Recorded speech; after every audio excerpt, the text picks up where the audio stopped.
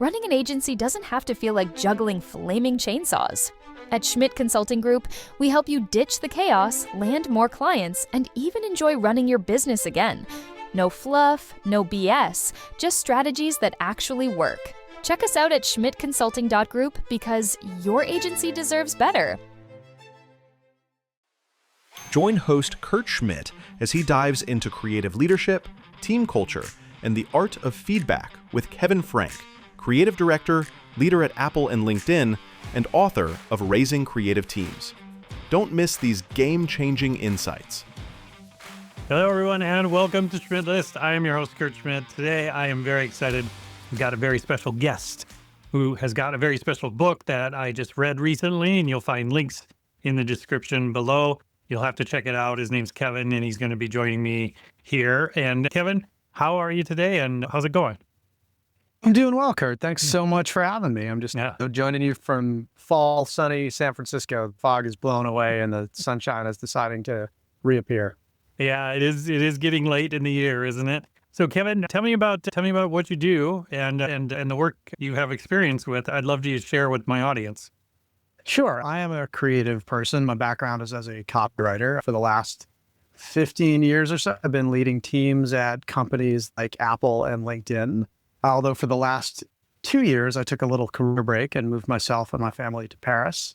And in between coffee and croissant, I still saying that I feel like when I say croissant to Americans, I sound pretentious. And when I say croissant to French people, they're just like, oh, croissant. Or they correct me because I of course. They're always going to correct you. But yes, so I spent some time writing a book called Raising Creative Teams about the things that I've learned being a leader. Yeah, that's great. I really enjoyed the book. So tell me about your first experience in management, because again, like myself, I got into sort of this business to be creative, to be a developer, to do those things. And then I found myself thrust almost into managing teams. Did you find that yourself, or was it really planned out a part of your career trajectory? I think being a creative director was something that I always had planned out as part of my career trajectory. Thank you. I wonder what would be in my career directory. Sorry, that's a whole other conversation. Yeah, so being a creative director was always part of my career trajectory in my head, but I don't think I actually knew what it meant to be a creative director until I was in that position. Okay. And so, yeah, I think that learning curve was rather steep and often rocky.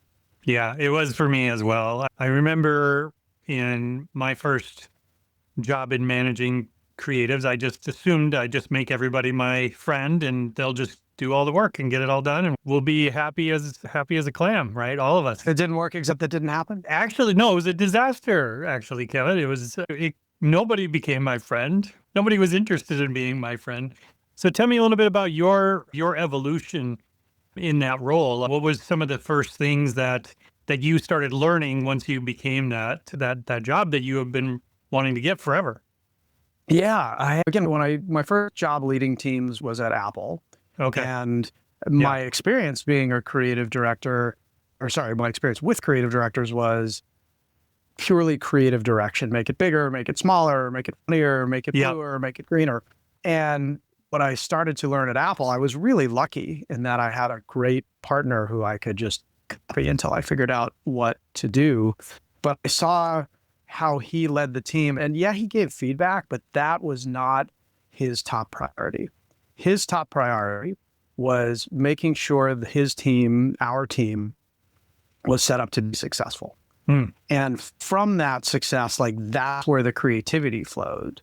Because when a team member or an entire team knows that a leader has their back, knows that the creative director has their back, they feel free to experiment, they feel free to fail, they're motivated to come in with better ideas.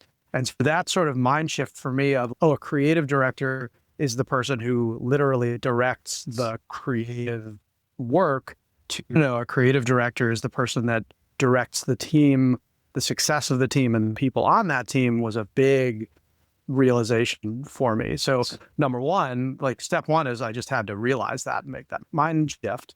And step two is I had to figure out how the heck to actually do it in an effective way. Yeah, I was going to say, I want to dive in because you would think in a lot of, and myself, if this was 20 years ago and you were talking to me and saying you need to set up the team for success, I might interpret that as, well, then I just need to give them more regular feedback. Yeah. So tell me unpack that a little bit about what it means to actually set them up for success. Yeah, I think setting somebody up for success can mean so many different things. Sure. Right? It can mean I want to be a creative director someday. Yeah. I want to manage people someday. I want to make more money. I want to work at this particular company. So they're very sort of career specific metrics of success, but they can also be those softer skills. Like I want to be better at relationships. I want to be better at managing up. I want to be better at managing my time. So there are all these different things that people consider to be their metric for success. And it's different for everybody. And the way that I learned to figure out what is the right way to define success for each of my team members was to ask them. And that may seem obvious, but I think we all have this habit of assuming that, I assume that my person wants to make more money or win an award or what have you, but that may not be the truth. It may be. And so my approach is to have, and I talk about this at length in the book, but to be almost religious on having one-to-ones with my team so that we have regularly scheduled time to talk about what success means for each person, to set goals to reach that success and to constantly be measuring and changing or iterating on those goals as necessary. Yeah, I found the parts in your book about one-on-ones, they translate to any industry. You've got a great section in there about one-on-ones and the detail behind it, because I too also feel they are way underrated, and they're usually a thing that both the manager and the employee just have to get through because they're told to, when it can be a real opportunity. And that's where I want to ask you a question, because I have experienced in the past, I ask, but what if I don't get an answer? What do you want? And I've had employees before say, what do you got? I think I treat one-on-ones a lot like the creative process. If you're trying to craft a brief, not an individual necessarily coming in with a solution. It's a partnership between a director or writer, or there are lots of different ways that those partnerships can show up, particularly in the advertising industry. Yeah. But it's almost never one person saying, tell me the answer, or I've got the answer.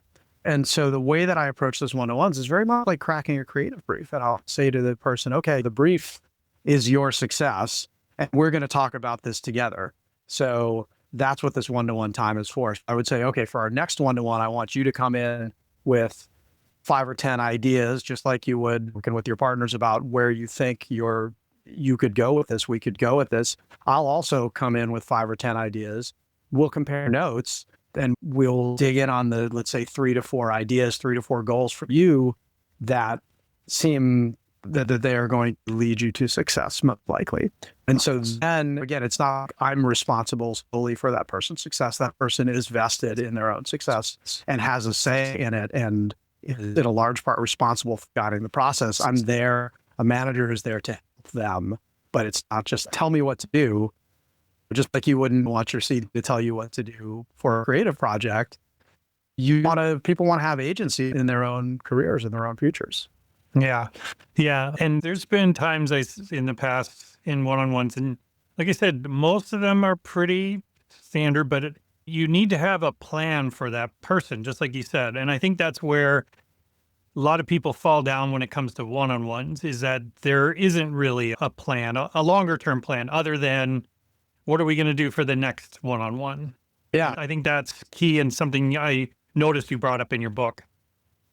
Yeah, it's both like a short-term plan and a long-term plan. And so again, to extend that analogy of a creative project, you have a long-term goal for that a brief that you have, or a longer-term goal for the client that you're working on, but you're able to chunk it out. So I show up in a one-on-one, and just like I would run a client meeting or run a feedback meeting, to say, okay, last time we talked about this, let's see where we've gotten about what we talked about last time. And then next time, based on this one we just had, let's revisit these things. That's the sort of week to week rhythm. But at the same time, you've got the big picture of saying, okay, those big metrics of success, whatever they are, that I was just talking about earlier. So you're simultaneously doing the small picture and the big picture stuff. Yeah. And I think, again, like, especially in a more creative field, I think engineering can count in this too, but there's also a personal side to the work that isn't quite the same in accounting or HVAC systems or things like this, where feedback can be biting in some cases, not just from clients, but from peers and managers and other things as well. So talk to me a little bit about how you manage that, because in a lot of cases it seems very subjective to some people, right? What does good look like? Why is it not chartreuse and the other things? And so explain to me a little bit about how, when it comes to that feedback and giving people feedback, maybe not necessarily on performance, but I guess it is performance, isn't it? Yeah. If you are equating only what somebody does for their job, whether it's art direction or writing or editing or production, with performance, yes. When I build teams and when I run teams, I also consider things like relationships part of performance or understanding the brief. I think it's certainly at the core to say the creative is part of the performance. But to me, being a successful creative, there's so much more to it than that. And it's not just the deliverables, right? No, it's not just deliverables, the trajectory of deliverables. Yeah. And just no creative wants to be seen as a risk. No creative wants to be seen as purely a service person. They want to be seen as a thought partner. It's the same way when you are operating as a creative in the team, you have a bigger set of skills, and a large part like relationship skills that are part of that performance feedback. Having said that, I know you asked about giving feedback. And again, just with the one-to-ones, I think taking a micro approach and a macro approach at the same time is something that I've found to work for me. So on the macro level, this idea of how do you build a culture as a team, and making honesty part of that culture, making feedback part of that culture, making safety part of that culture. A lot of people don't want to give back because they're afraid to hurt your creative feelings, or they don't want to do it right. Or some cultures are overly harsh in their feedback, and you get to name calling and tearing things off the wall, and that's not successful. I've seen that. Yep. So I think on the big scale, to say, hey, just because I have a culture here that just because I am giving you feedback on your work doesn't mean I'm giving you feedback on you as a person. Our culture here is to be honest and to do work that serves the brief and the assignment and the problem we were trying to solve. It's not a judgment on you. Yep. So I think on the highest level, when everybody on a team understands that, and people are taking feedback not in a personal way, but in a business way, understanding it's solving a business problem, that's really helpful. Yeah. And how that plays out for me on teams is the idea that when I give feedback, I try to be as objective as possible. I try to take my own opinion the heck out of it. I just think, again, that's a way to say I can like blue and the creative team likes green, and it's just my taste versus theirs, but that's never going to lead anywhere good. I hired them ostensibly because I trust their taste. And I would make it much more, if I say blue and they say green, I would say it's not about whether I like the thing or not. It's how does green serve the brief? How does blue serve the brief? What emotion are we trying to convey? Right. Is there a set of brand standards or brand guideline? Is there a why behind this? Not just because I saw a thing in there about like never say it looks cool. Yeah, and I think that's another thing I want to talk about as well. And I make a little bit when I react to work. I really try hard to react with my gut first and my brain second, or my right brain first and my left. The right physiology of how I'm making decisions. For me, the most important thing about any piece of creative is that it makes you feel something. And that means it makes you laugh, or it makes you cry, or it makes you want to take action, or it makes you feel passionate about the product, whatever that is, because that's how people react to advertising when they're interacting with it in the world. They're not looking at a billboard and saying, oh, I wonder if this hits the ROI of the brief. They're not thinking that way. So Yeah. try to feel first, but then and by the way, feeling is different from like my subjective opinion. It's just like thing that I know to say, did this make me feel something? And if it did, then let's dig in on all of those objective things and see if it fits the brief, if it solves the business problem. And again, then when I'm giving feedback, I've got a culture of, hey, we know that Kevin is giving us feedback because he wants us to be more successful. He wants the work to be more successful and it's nothing personal. I'm not get in trouble for doing the wrong thing. You always like Marcia's work more than mine, Kevin. Yeah, exactly. It's not right. It's just not about that. It's not what's the right thing to do for the brand, for the client, for the assignment. So you've got that culture, and then you've got that why of, okay, I think this should be blue because here's the reason why, because of the brand book or because of the because of what's going on in culture. So certain colors. One of the things I learned at Apple, working on a global team, is certain colors or numbers or symbols we thought, or at least that I thought in my very United States centric worldview, because I'm from here, might not play in China or in Japan or in South Africa or in Portugal. They're all the whys about every single decision you make. And if you can provide those, it helps make the work be more successful and ultimately the team be more successful because they have the understanding of how you think, how the company thinks, how they can solve problems more successfully down the road. Yeah, it makes sense. Yeah, like I mentioned in your book, you talk about never say it looks cool, which I thought was a really good. Yeah, I think it's certainly, it's like everything. It depends. Another thing I like to say a lot is it depends. There's no hard and fast rule. What I think is, again, to make the work successful, ultimately one measure of success for the work is the client going to buy it. And I've seen so many creative teams present ideas and say, this next idea is really cool. And it may be really cool and it's okay for it to be cool, but that's not necessarily what a client is looking for. A client is looking for, why does it solve the business problem that I have? Why is it smart? How does it address the things in the brief? Not necessarily, is it cool? So that's the reason I pick on that a little bit in the book. I want not just my teams, but all the teams out there to sell the work that they want to sell. And the way that they're going to do it is to say, here's what the brief says. Here's why this work addresses the brief, not, I think this work is cool. Now, after they've done the presentation, if a client is like, wow, that's really cool, they can be like, yes, we think it's cool too. Yeah. And similarly, like even before it goes to a client, I think it's totally fine for a creative leader to say to their team, I think this work's really cool, because I don't think that's the only thing they should say. There should still be a lot of reasons why it's cool if there needs to be iteration on it. But that genuine response from a creative director who is, in a sense, the client when you're giving feedback is great. I just warn against trying to sell something by saying it's cool.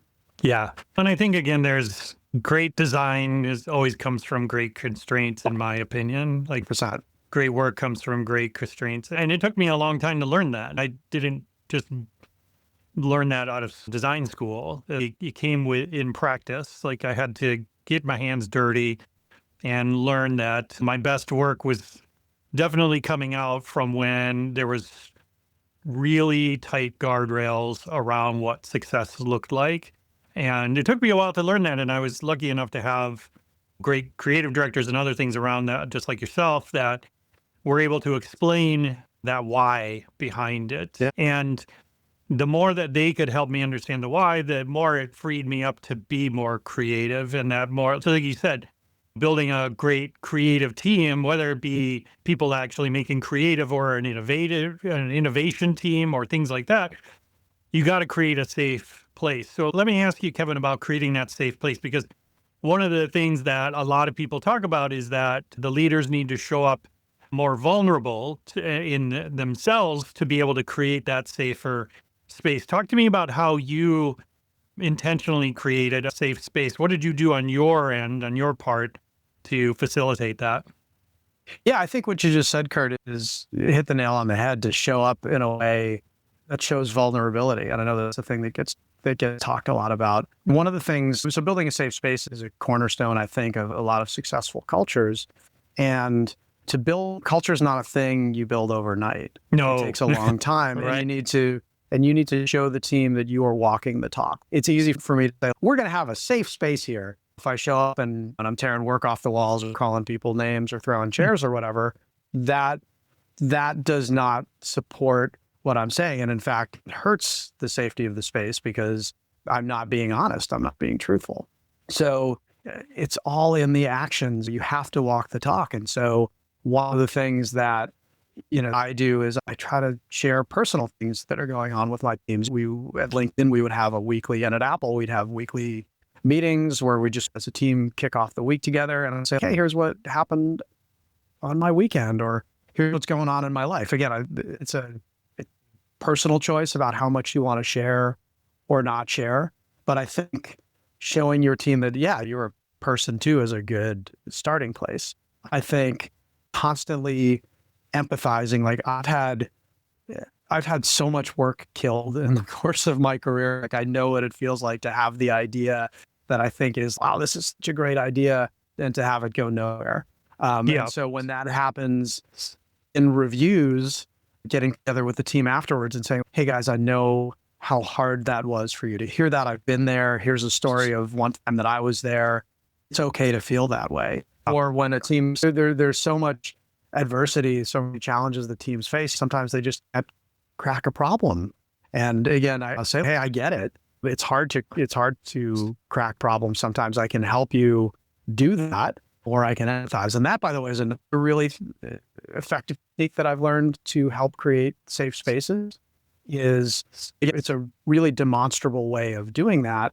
So in one-to-ones, often somebody will come to you and there's something wrong, to put it quite bluntly.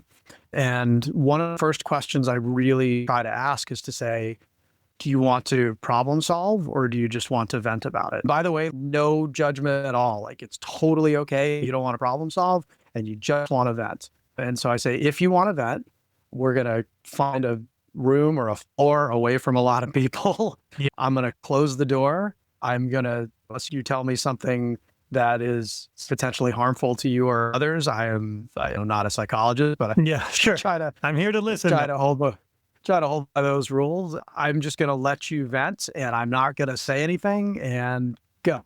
And then again, like me just providing that space for them, and then following through on not actually saying anything about what was said in that safe space helps build that culture. It helps create a virtuous cycle, because somebody comes to you once, and at the beginning, they're like nervous, right? Because you don't have that safe space yet. So they try it a little bit, and then they see, oh, this really was a safe space to talk about this thing. Then they're more likely to come back to you again and again, and they're more likely to tell their teammates, like, hey, I went to Kevin with this really hard thing. He just gave me space to vent, or he gave me space to problem solve. He didn't judge me. He didn't get me in trouble. He didn't fire me. So again, like, all of those cycles perpetuate themselves. And over time, you build that culture of safety. Yeah, because I was going to say, that worked for me too, because you could start to see patterns across the team as well if you created that space. So then you could see, oh, maybe there is a problem, but maybe it's not specific to that person. Maybe there's a process problem or a role problem or things like that are your responsibility as the manager now to address. Absolutely. Yeah, absolutely. I think that's, again, like creating that safe space. That's a great point. It's like, it's not only good for the employee and for your team member and for their success. In a large part, it's also good for you as a manager and your own success, because if you are hearing from a lot of people because they feel safe talking about it, there's something going on in the team that you may not have known about. Now you are aware of it and you can problem solve. Like, it's your responsibility as the manager to go and solve that problem. But again, that feeds to the overall success of the team, because you now know about the problem. You are able to address it and hopefully improve on it so that the team doesn't experience that anymore. And again, they now have a safer place. And again, it's all like cyclical and it's all over time. But yeah, that's a great point. Yeah, I use that exact same thing for years with folks, because it's very common for employees, especially even if you're sometimes even creating that safe space and being that vulnerable person, it can make it easier for sometimes people to walk in and say, here's a problem for you, Right. and try to hand it off to you Yeah. to be like, you go solve this thing, when you're like, no, you solve this problem. It's your problem. I'm here to help you solve your problems, not just Yeah.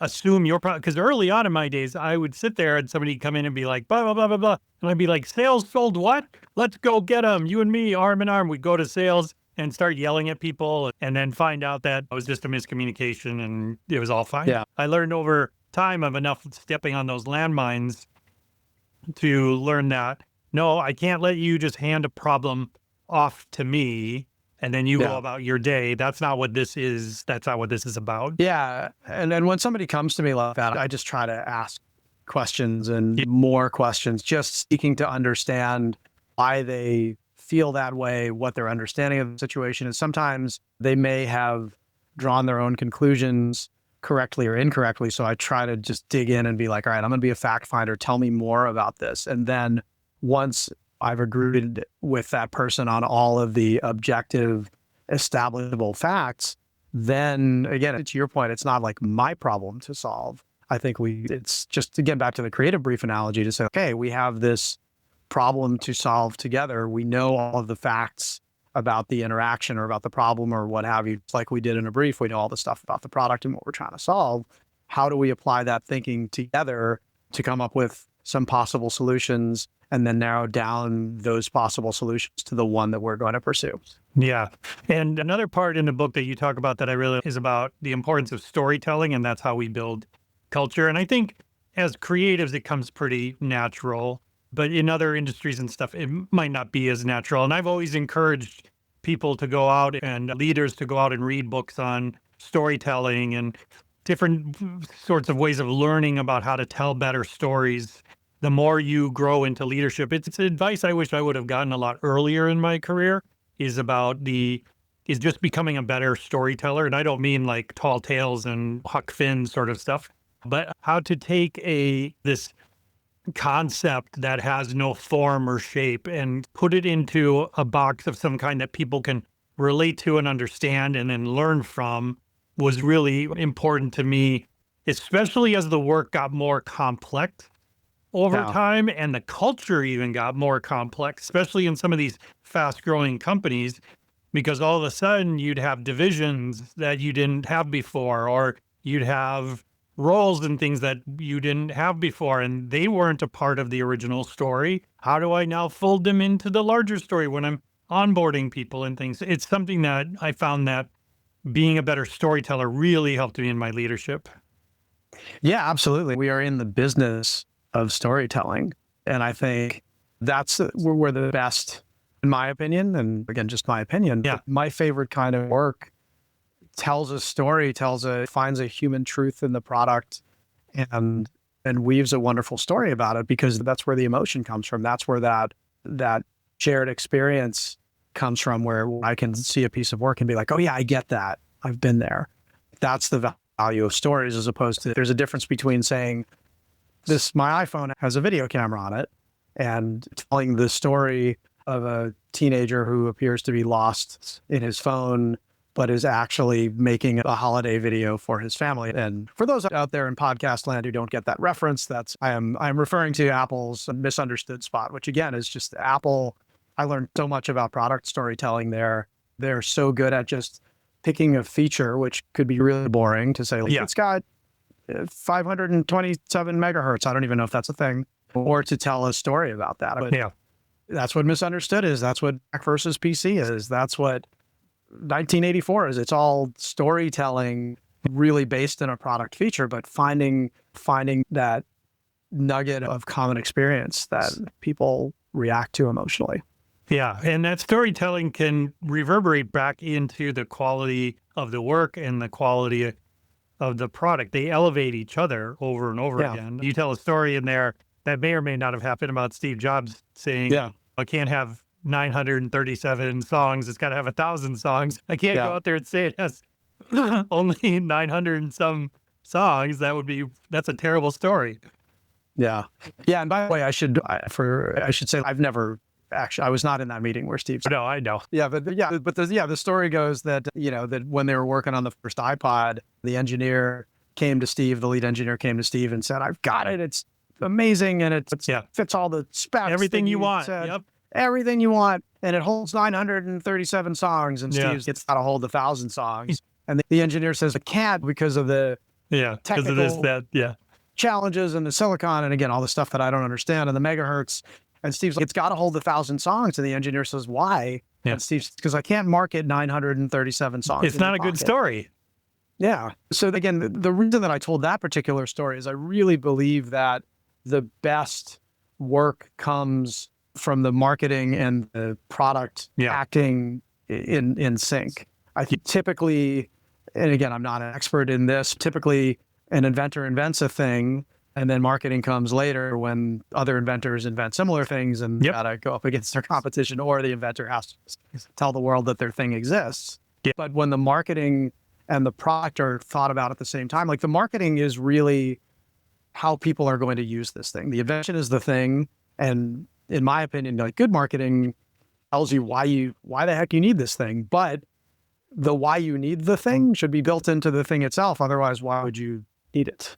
Right. We see it over and over again in history, from Benjamin Franklin, Thomas Edison, Steve Jobs, Elon Musk. You got to be a good storyteller to move things and to move culture forward. And I'm not saying you have to be a Steve Jobs to manage your small creative team out there in Omaha, Nebraska. There's a lot of lessons to be learned about setting high goals and trying to help people achieve those goals and building teams towards that. Yeah, absolutely. And storytelling, I know we've just been talking about storytelling in the context of the advertising or the marketing of the work. But, and again, in the book, the book has to have chapters, so things are separate between here's how to give feedback, here's how to build culture, here's how to hire people. But it really is all overlapping. And so back to storytelling, we were talking a little bit earlier about creating those safe spaces, being empathetic. That storytelling comes in as well, because again, a team member comes to me and says, hey, I'm facing this challenge. One answer is for me to say, here's how to solve it, if they decide that they want to problem solve instead of vent. But another way for me to address it is to say, I understand that, and let me tell you about a time where I faced the same thing.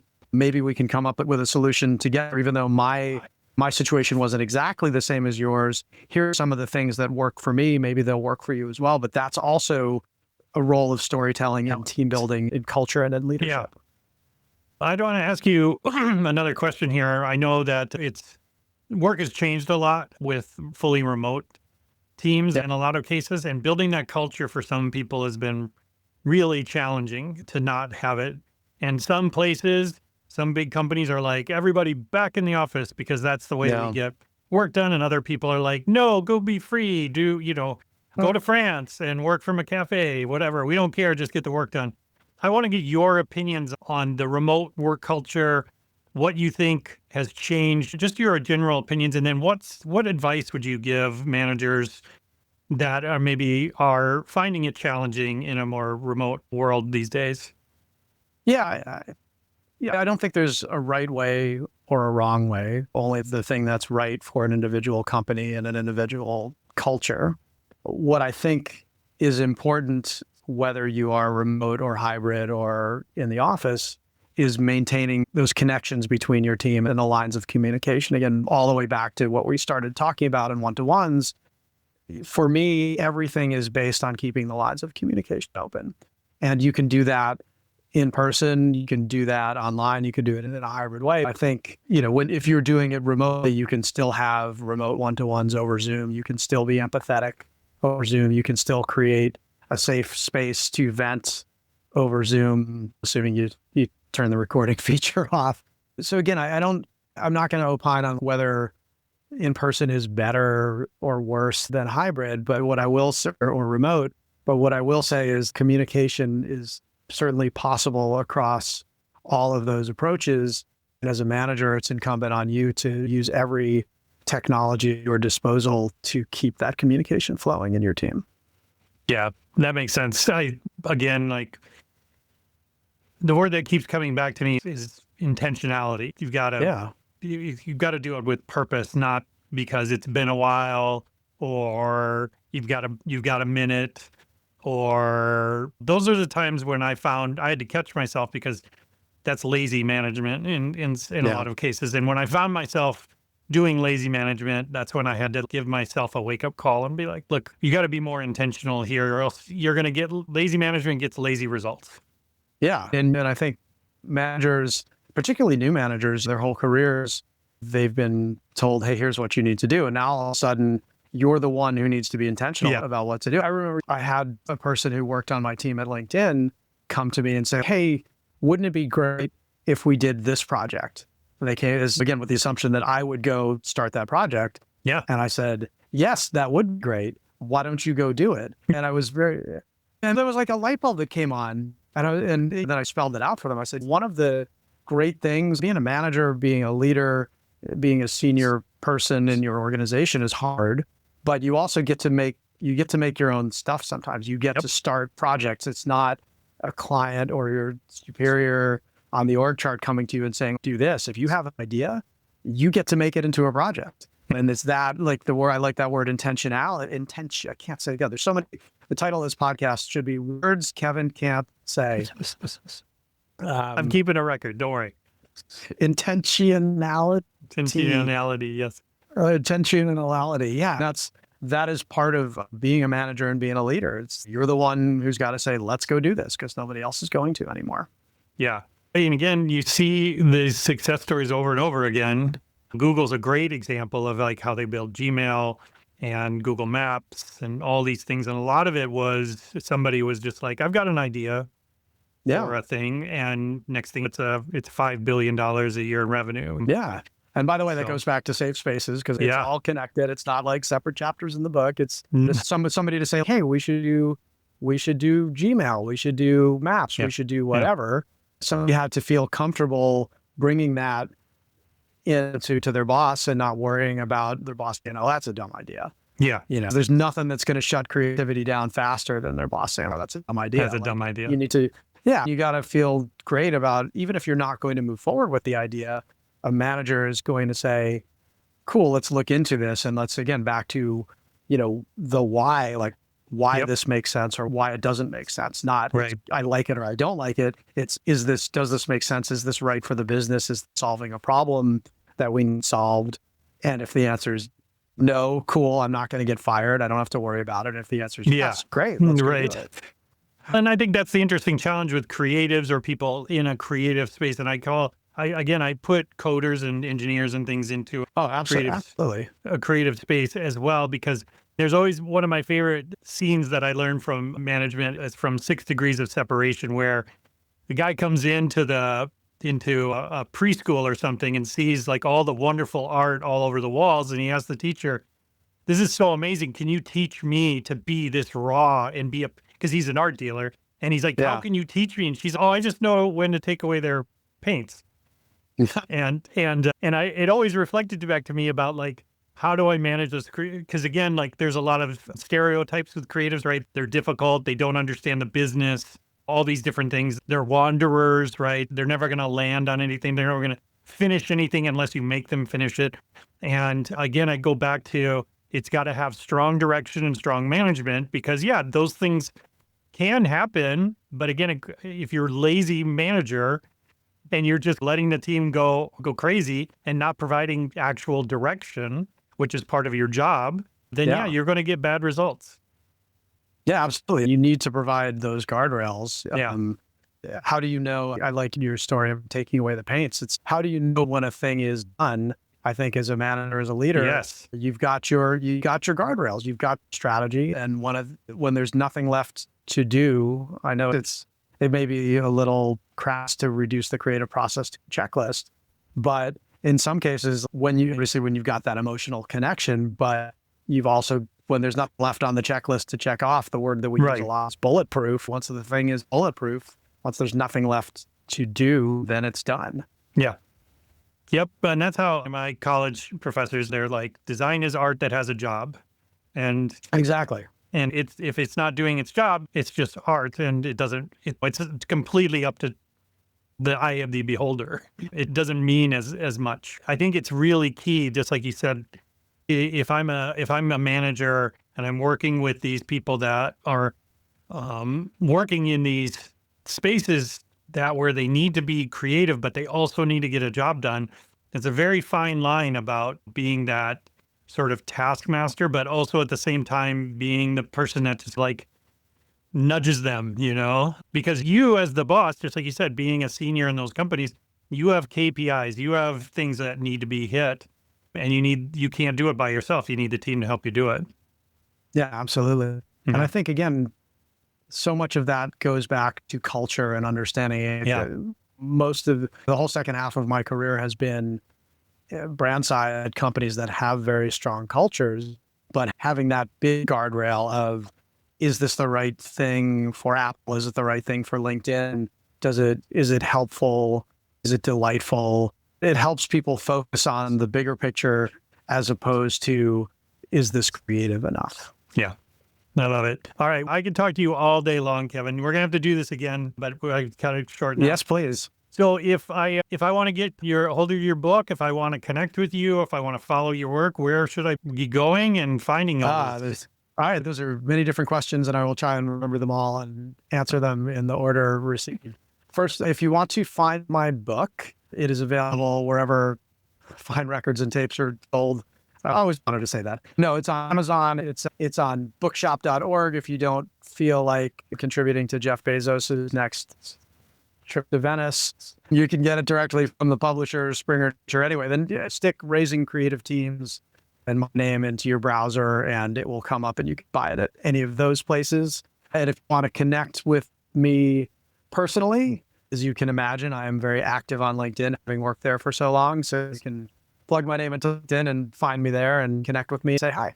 Awesome. Kevin, thank you so much, not only for joining me today, but for putting such an amazing piece of work out there that I think a lot of people can learn from. Thank you for both those things and for joining me today. Thanks for listening. If you enjoyed the show, we'd love it if you left a review on iTunes or Spotify. It makes a big difference. And be sure to check out schmidtconsulting.group for more ideas and insights. Remember, every big dream starts with a single step. Keep moving forward, stay curious, and don't forget, we're rooting for you. See you next time.